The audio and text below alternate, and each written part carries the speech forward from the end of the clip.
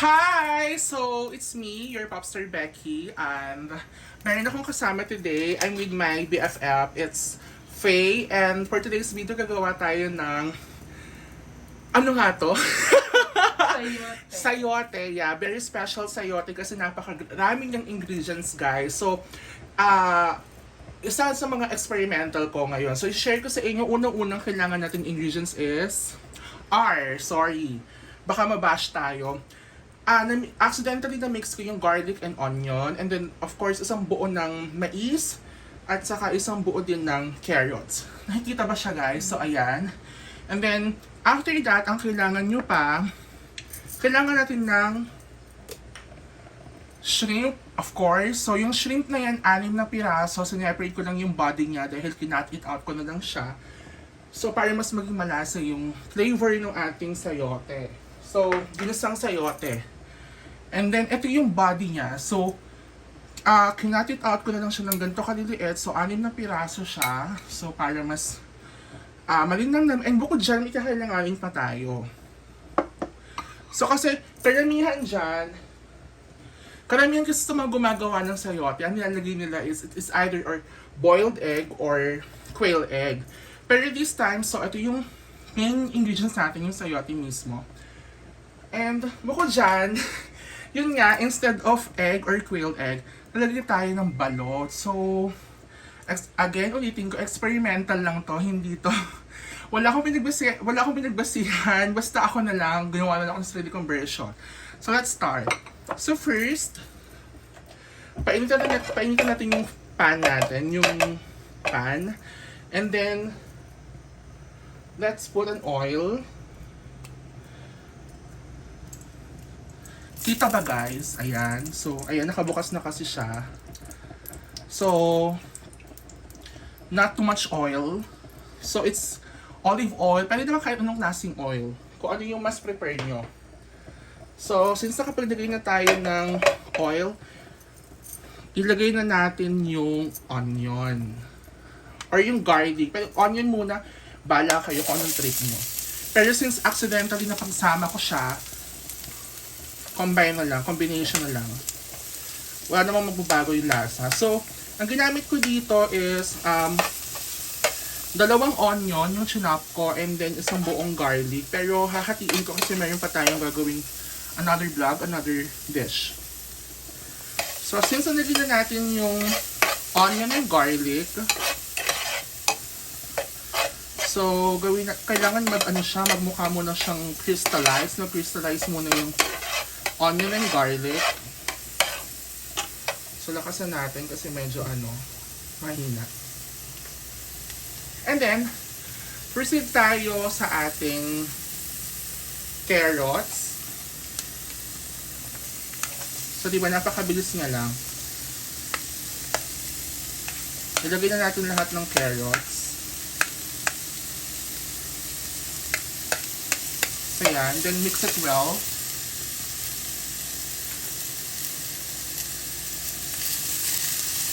I think kailangan pa natin mag-add ng oil kasi masyadong konti yung oil. Again, huwag masyadong madami, pero kung tingin nyo naman kulang, pwede naman tayong mag-add. So, yan, ang bango na niya. My God. And then, sunod natin yung ating sayote. So, again, sa sayote natin, ang ginamit ko is 2 buong sayote.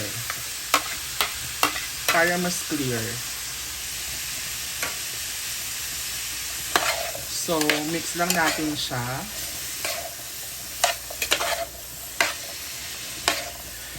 Kamusta naman yung friend ko dito? Okay, kaya pala na naging katulong ko sa paghahawak. My God, ginawa ko na siyang katulong. Yung BFF ko, ginawa ko na siyang kasang bahay, charing. So, ayan. Ano bang secret mo pag gumagawa ka ng sayote? As, mahilig ka magluto at saka cook ka sa mga restaurant. Ano ba yung special sa mga sayote na ginagawa mo? Iba kasi yung sa akin. Hindi, pero okay yung sa'yo ah. Mas okay yung sa'yo. Saka sa akin kasi half cook lang. Parang ini-eme-eme mo ako. Hindi, kasi okay eh. May twist yung sa'yo eh. Yung sa akin kasi pag yung natural na ginagawa lang mo pag And then mag-a-add bongga rin naman yung sayo kasi natikman ko.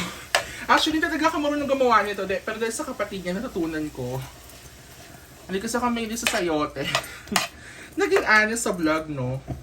And then ilagay na natin yung isang buong sweet corn.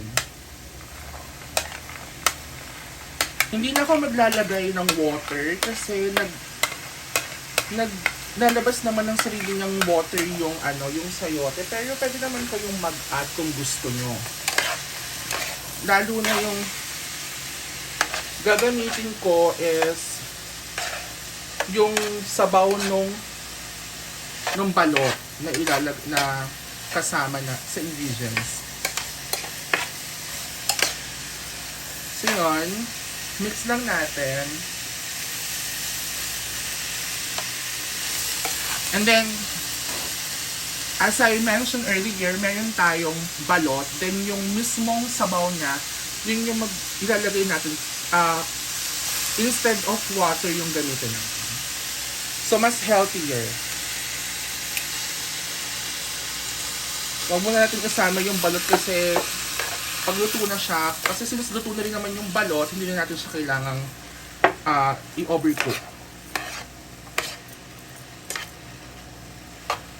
So, ayan. And then, can I have the takip, please? Yaya. Sure. Yaya daw. And then, of course, kailangan din natin ng Knorr seasoning. So, wala siyang label, pero yun yung Knorr seasoning namin. Then, of course, the pepper. Ang ating mahiwagang pepper. The pepper na nabili ko sa Lazada. So, ganyan siya. Automatically. Super nice. So, let us simmer this for about 5 minutes or 3 minutes. So, habang sinisimmer natin siya, tatawin natin yung friend ko. May jowa ka na ba? Ha? Hindi uso jowa. Bakit? Bakit hindi usong jowa sa'yo? Career first ba muna? Work na muna. Nag-work Ay, taray. So guys, kung naaamin niya, sobrang bango siya. Swear, I love it. Sobrang bango niya. Yung corn, hindi ko yung pinakuluan as in fresh siya. So magluluto naman yan kasi sa mismong sauce nito, sa mismong sabaw niya. So I think dahil kinulang yung sauce, kailangan natin siyang lagyan ng konting water. Siguro mga for about half cup, yeah. Depende sa inyo kung gaano kadami yung gusto nyong ilagay. So, but for me, so, flex ko lang yung chantilly, yung water goblet namin. So, yeah. Nabili ko sa TikTok, my God, for only 120 pesos. So, konti lang. Kasi naman yan eh. Maglalabas naman siya ng sarili niyang water.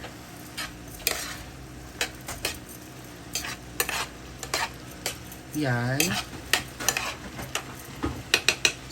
So, takpan natin ulit siya. Then, saka natin ipoproceed ilalagay yung ating shrimp. So, ito yung ulo ng shrimp na 6 na piraso na ginamit ko. Binalatan ko na rin yung katawan niya para hindi na hassle pag kinain. Okay. So, ayan. My God, nakakapagod tong ginagawa ko. Ang bango niya. Ano masabi mo sa amoy, Faye?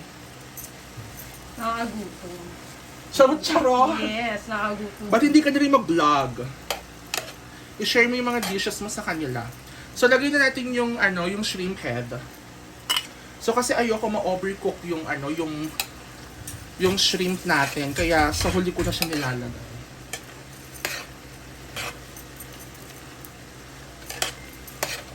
So, ayan. I-mix lang natin siya. So, nakikita nyo, naglalabas na siya ng sarili niyang nadagdagan na yung sabaw kahit konti lang yung nilagay ko. Pero kung gusto nyo, pwede pa naman kayong mag-add. And then, lagay na rin natin yung katawan ng shrimp na 6 na piraso. So, ayan. Para hindi masyadong overcook yung shrimp at saka yung mga ingredients na ginamit natin.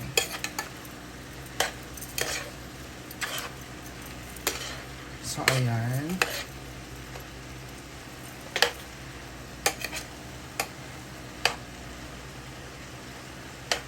Hintayin lang natin siyang maluto. Mga 5 minutes okay na to. Para hindi overcook yung gulay.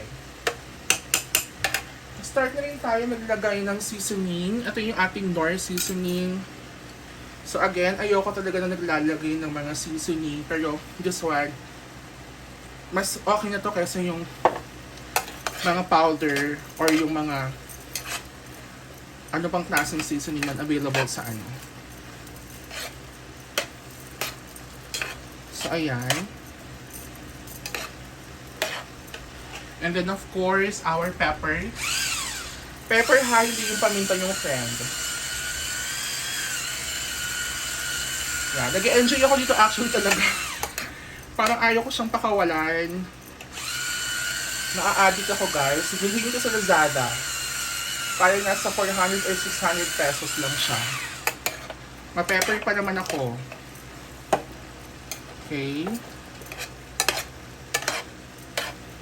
And then simmer natin siya ulit. Saka natin ilalagay yung ating balot. Yung balot naman natin guys, ang ginawa ko dito, 7 piraso yung ginamit kong balot. So again, ulitin ko, yung ginamit nating water, imbes na mag-add tayo ng water, ang ginamit nating liquid yung mismong sabaw ng balot. So I think pwede na natin ilagay. So guys, ganyan na siya kadali. Actually, tapos na to para hindi mo overcook yung ating gulay. So, mix natin. Oh my God! Nagwawala ka, sis! My God! Nakakaloka yung katulong namin. Charing, hindi, BFF ko yan, guys. So, nangangalag din siya. So, ayan. So, I think, dito na natapos yung vlog ko. So, hopefully may natutunan kayo or may nakuha kayo. Pwede nyo siyang gayahin or kung ano mang gusto nyo pwedeng ilagay dyan. Pwede nyo siyang dagdagan ng tokwa or what, ng tofu. It depends on you guys. Kung ano mas makakasarap sa inyo. So again, thank you. Thank you for watching. It's me. Again, it's me, Popstar Becky. Pagod na ako, bye. Bahala kayo sa buhay nyo.